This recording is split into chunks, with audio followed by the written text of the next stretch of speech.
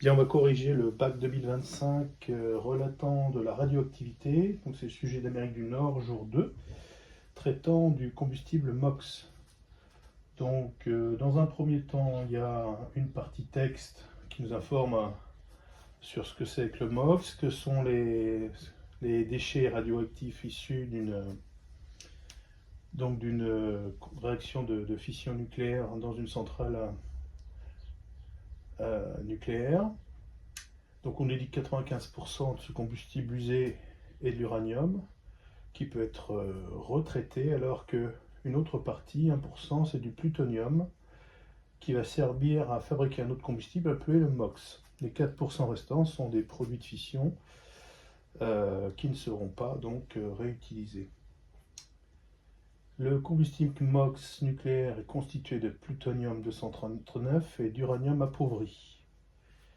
Ok, cela participe au recyclage, comme on vient de le dire. Les futurs réacteurs pourront utiliser 100% de MOX. Ça, c'est très intéressant. Ensuite, on a une série de données chiffrées dont on se servira au fur et à mesure des questions. Alors, première question, donner la composition de l'uranium 235. Alors, on a un tableau avec le symbole du noyau d'uranium 235-92. Donc Q1, uranium 235-92. Ici, Z égale 92 protons et A égale 235 nucléons. Or, A égale Z plus N, donc N égale A moins Z, ce qui fait 235 moins 92, 143 neutrons.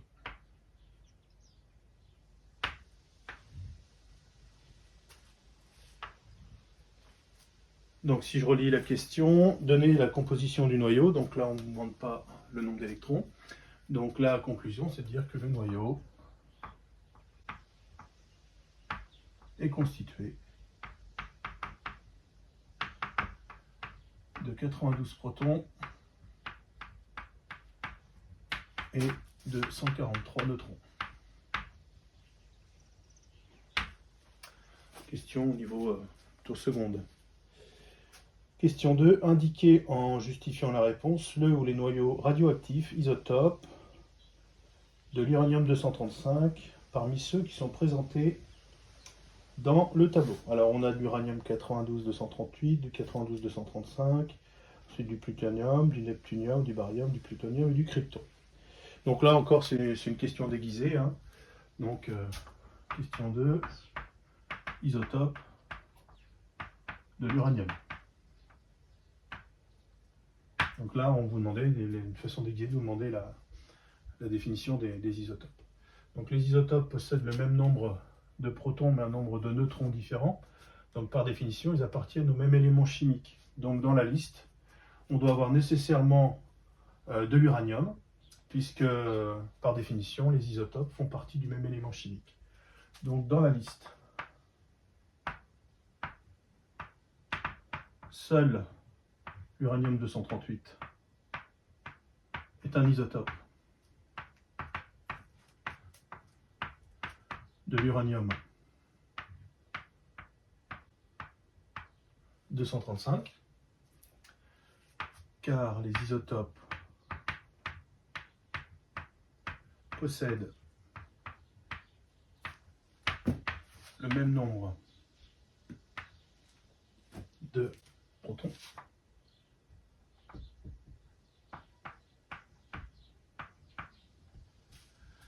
mais un nombre de neutrons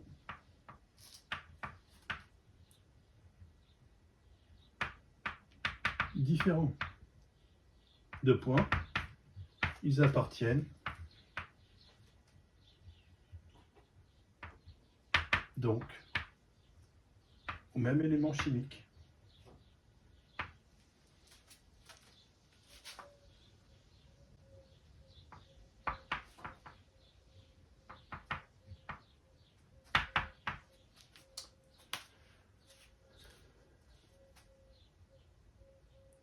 Question 3, expliquer pourquoi l'uranium-238 est toujours présent à l'état naturel depuis l'origine de la Terre, contrairement au plutonium-239. Donc là, l'information qui va nous servir, c'est le temps de demi-vie. Pourquoi? Parce que on a fait une hypothèse de travail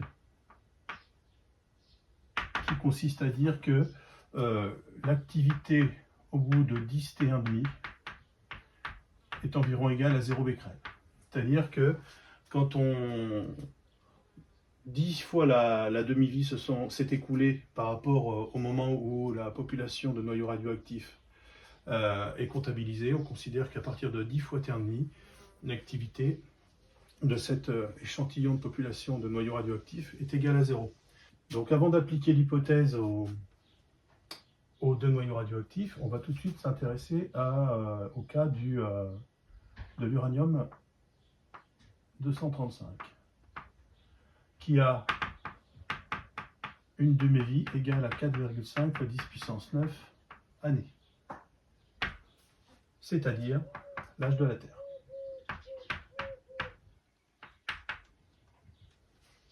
Et comme on sait qu'au bout de T1,5, l'activité est égale à l'activité initiale divisée par 2, autrement dit, conclusion, aujourd'hui,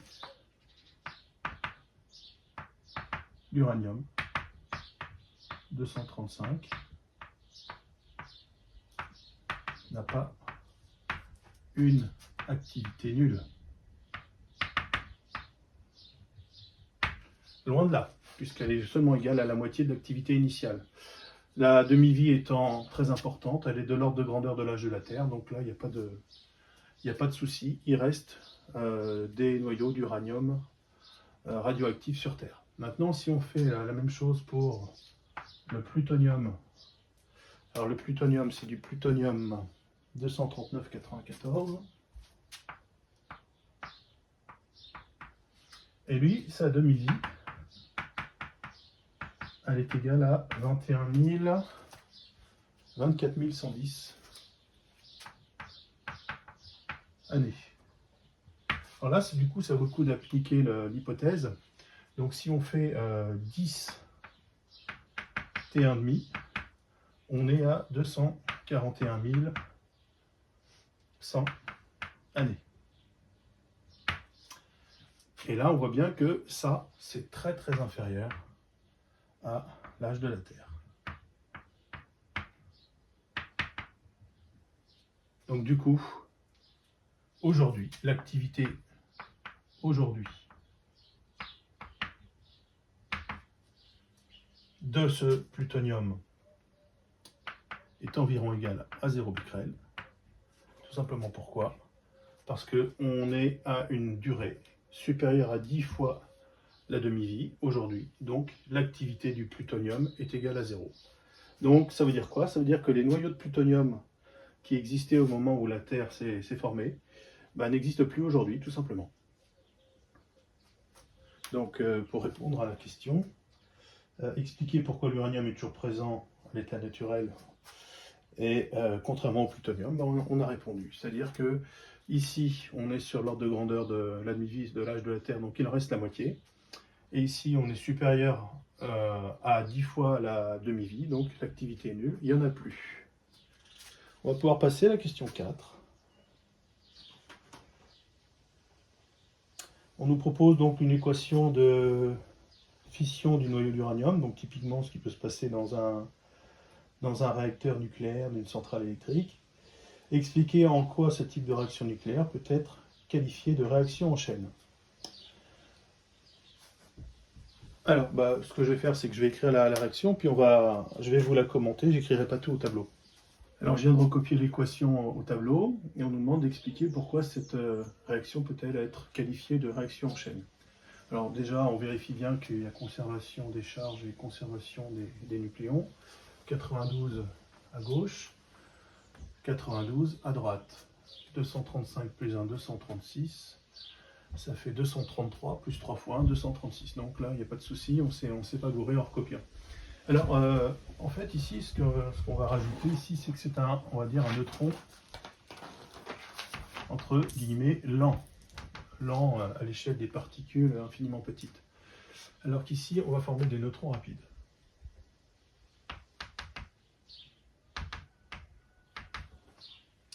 Alors, qu'est-ce qu'on remarque? On remarque que quand on a un neutron lent, ça veut dire qu'il a l'énergie cinétique qui est pile poil la bonne pour réaliser la fission d'un noyau d'uranium. Donc là, on ne rentre pas dans le détail, ça n'est plus au programme. Donc ce neutron lent possède la bonne énergie cinétique pour séparer en deux ce noyau d'uranium. Et il va donc fabriquer deux noyaux fils plus petits, c'est logique. Et pour conserver justement les charges et les nucléons, on va libérer 3 neutrons rapides. Alors qu'est-ce qui se passe dans un réacteur nucléaire? Ces neutrons rapides vont être ralentis. Ralentis par de l'eau, qui va jouer le rôle de modérateur. Alors, il faut imaginer que l'eau va ralentir de façon continue les neutrons rapides, et il arrivera nécessairement un moment où ils vont posséder la bonne vitesse, donc la bonne énergie cinétique, qui va correspondre à l'énergie qu'il faut pour, à nouveau, réaliser la fission d'un autre noyau d'uranium. Donc du coup, qu'est-ce qui va se passer ici? Ces 3 neutrons rapides vont se transformer en neutrons lents. Et ces neutrons lents vont pouvoir réaliser la fission de 3 noyaux d'uranium-235.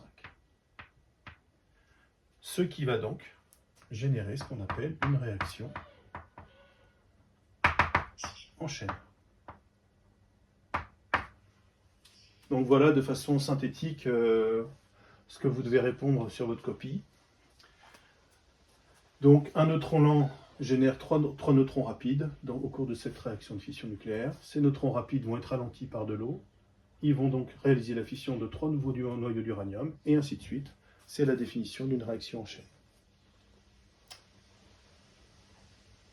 Alors, question suivante. Quant à lui, le plutonium-239 contenu dans le combustible usé est issu du noyau d'uranium-238 qui, par capture d'un neutron, peut se transformer en uranium-239. Ce noyau d'uranium-239 va, par 2 désintégrations β- successives, conduire au plutonium-239. Question 5. Écrire à l'aide du diagramme LZ présent dans le document les 3 équations des réactions successives. OK. Alors on y va. Donc on part de l'uranium, donc 92-238. Question 5.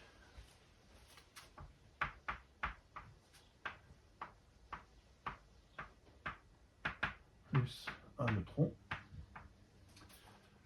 Et là, on fabrique, donc on additionne du 92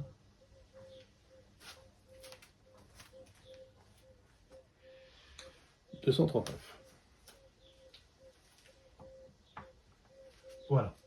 Donc ça, c'est ce qu'on pourrait appeler, d'après ce qu'ils nous disent, la réaction numéro 1. La réaction numéro 2.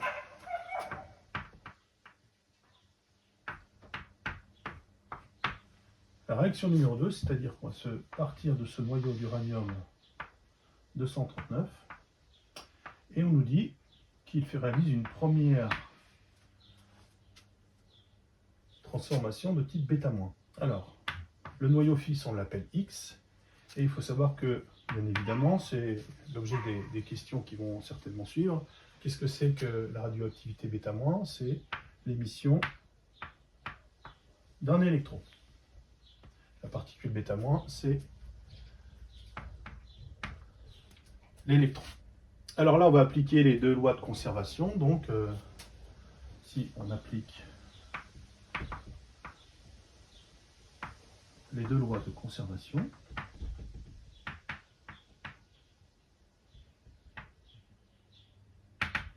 donc conservation des charges 92 à gauche, donc je dois en avoir 92 à droite. Donc pour en avoir 92, vu que je rajoute moins 1, il faut que j'en ai 93. Les nucléons, je dois en avoir 239, j'en additionne 0, donc 239, 93. Donc maintenant on va regarder dans le tableau, et puis on va identifier quel est ce noyau. On parle du 93-239, et le 93-239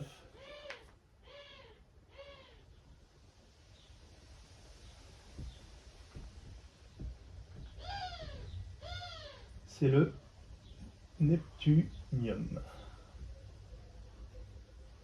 Puisque quand on regarde dans le tableau, le seul qui possède 93 protons, c'est le neptunium. Donc ça fait partie de l'élément neptunium. Donc X,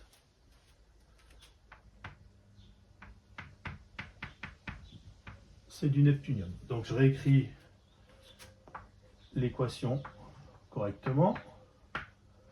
239,92 donne du neptunium 93, 239, plus un électron. Voilà.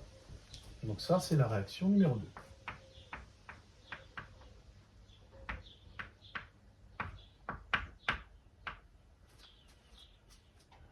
Maintenant, on va faire la même chose avec la réaction numéro 3. Alors, la réaction numéro 3 nous dit qu'on réalise une deuxième réaction de type β-. Donc, le neptunium 93 239, le noyau pair va donner un atome, un noyau, pardon, X plus l'émission d'une particule β-, c'est-à-dire un électron. Alors 93, ça fait 94, moins 1, ça fait bien 93, et ici 239. Donc quel est l'élément possédant 94 protons? C'est le plutonium. Donc X, c'est du plutonium. Alors du coup, on va réécrire la réaction numéro 3 correctement. Le neptunium 93 239 donne par des intégrations type β- du plutonium 94 239. Ça, c'est la réaction numéro 3.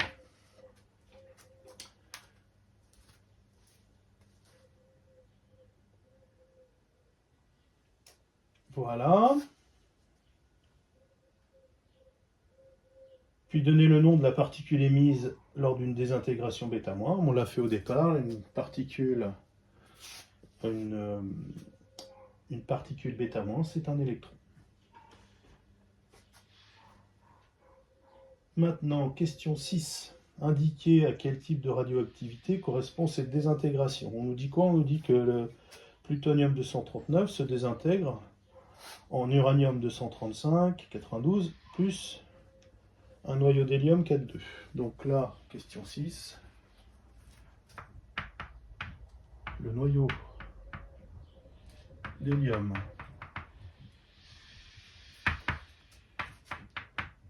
He4,2 est appelé particule alpha. Donc c'est une désintégration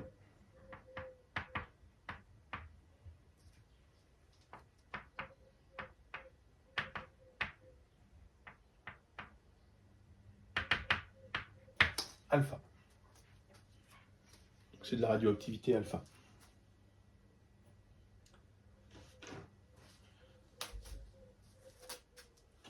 Radioactivité alpha.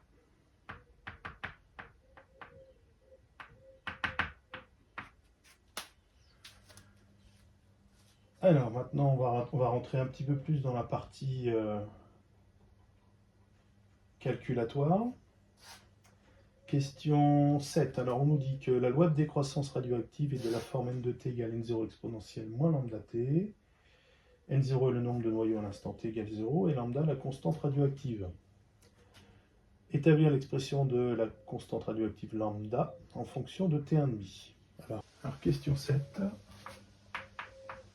On veut lambda en fonction de t1,5. Qu'est-ce qu'on sait pour répondre à cette question? On sait que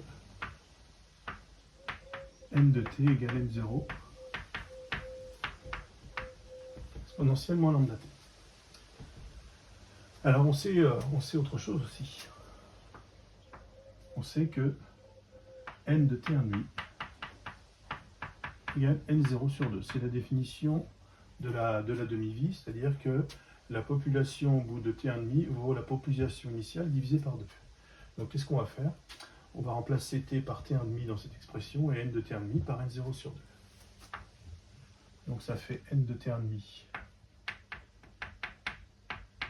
égale n0 sur 2 égale n0 fois exponentielle de moins lambda fois t1,5. Donc j'ai remplacé t par t1,5 dans cette expression et n de t1,5 par sa valeur.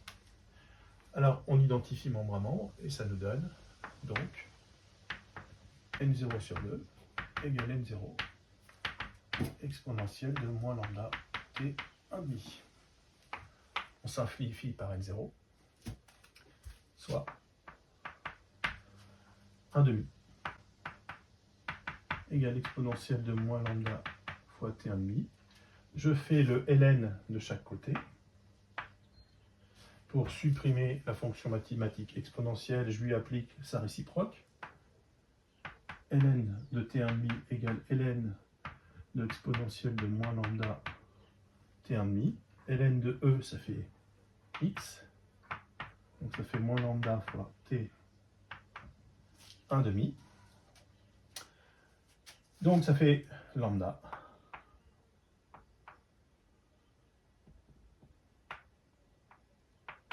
égale ln de 2 sur t1,5.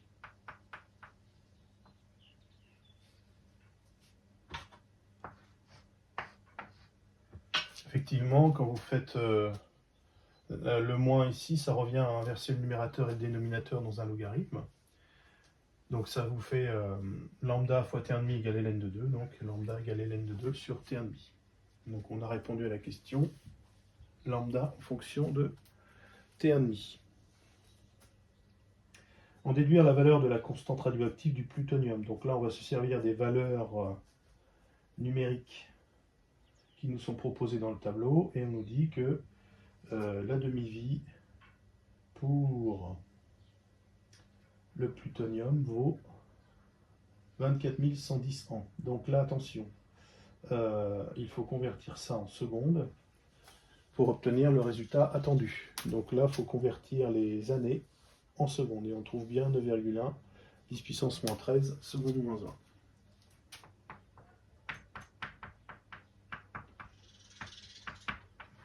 De toute façon, c'est écrit dans l'unité. Hein. Si vous divisez par 24 110, vous aurez des années moins 1, donc ce n'est pas le résultat attendu.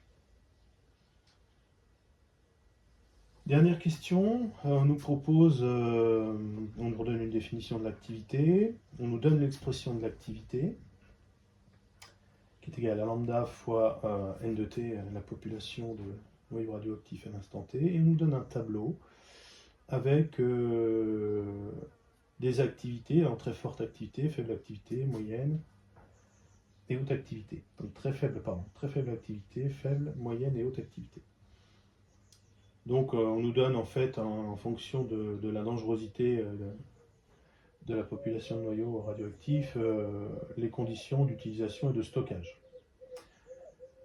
Donc on voit que ça va de gestion sur le site, puis évacuation, jusqu'à on ne sait pas encore traiter les déchets pour les plus dangereux. Donc on les enfouit dans la terre. Montrer à l'aide du tableau 2 l'intérêt du MOX en analysant comment sont gérés à l'heure actuelle les déchets de catégorie à laquelle appartient le plutonium 239. Donc là, vous n'êtes pas guidé. Vous n'êtes pas guidé, il faut qu'on se débrouille. Donc là, c'est pas la question la plus simple. Alors là, il y a un gros panneau, attention.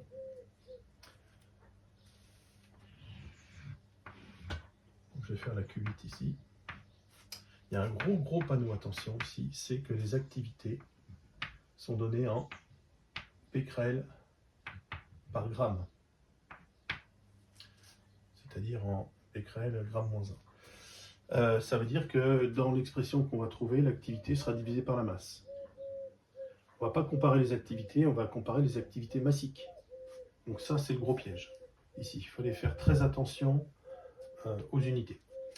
Alors, on y va. L'activité, c'est quoi? On nous dit que c'est lambda fois la population, donc le nombre de noyaux radioactifs. Alors du coup, ici, il faut qu'on exprime ce que c'est que la population avec n de t.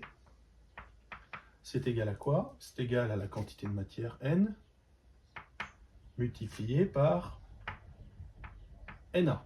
Puisque là, on a des moles, et là, on a des moles moins 1. Donc quand on multiplie des moles par des moles moins 1, on obtient un nombre sans dimension. Et c'est bien le cas pour un nombre. Un nombre de noyaux radioactifs, c'est un nombre sans dimension. Alors du coup, quand on compile cette information, on a l'activité, c'est égal à quoi? La constante radioactive multipliée par n fois Na. Et cette fois-ci, c'est n qui dépend de t. Alors, on n'a toujours pas la quantité de matière, nous, on n'est pas remonté aux informations initiales dont on dispose dans le tableau. Les informations initiales dont on dispose dans le tableau sont la masse et la masse molaire. Et nous, ce qu'on veut, c'est diviser par la masse. Donc la masse ne sera pas un problème. Alors, comment on va se débrouiller de ça? Or, petit n égale petit m sur grand M. Donc on remplace petit n par petit m sur grand M dans l'équation. C'est lambda fois petit m sur grand M, parce que cette fois-ci c'est la masse qui évolue au cours du temps, fois Na.